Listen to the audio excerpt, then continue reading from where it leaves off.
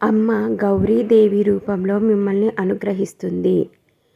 అమ్మ కొంతమందికి జాబ్ కావాలని ఎదురు చూసే వాళ్ళకి జాబ్ వస్తుందన్న శుభవార్త తెలియజేస్తుంది. నెగిటివ్ ఎనర్జీతో బాధపడే వాళ్ళను అమ్మ అందులో నుంచి బయటికి తీసుకొస్తుంది. ఏవైతే దుష్టశక్తులు ఉన్నాయో వాటితో అమ్మనే పోరాడి మిమ్మల్ని బయటికి తీసుకొస్తుంది. అలాగే మీరు కొంతమంది సేవా కార్యక్రమాలు చేస్తున్నారు. అది అమ్మకి ఎంతో సంతృప్తినిచ్చింది. ఇక ముందు కూడా వాటిలో ముందుకు సాగి మంచి మంచి పనులు చేయమని అమ్మ చెబుతుంది.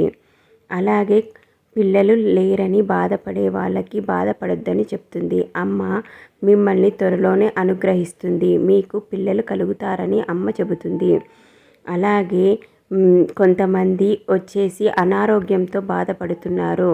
అమ్మ బాధపడకండి, ఎందుకంటే మీకు అనారోగ్య సమస్యలు రానున్న వారం రోజుల నుంచి మీకు తగ్గుముఖం పడుతుంది.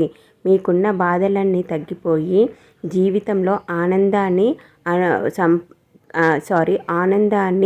పొందుతారని అమ్మ చెబుతుంది.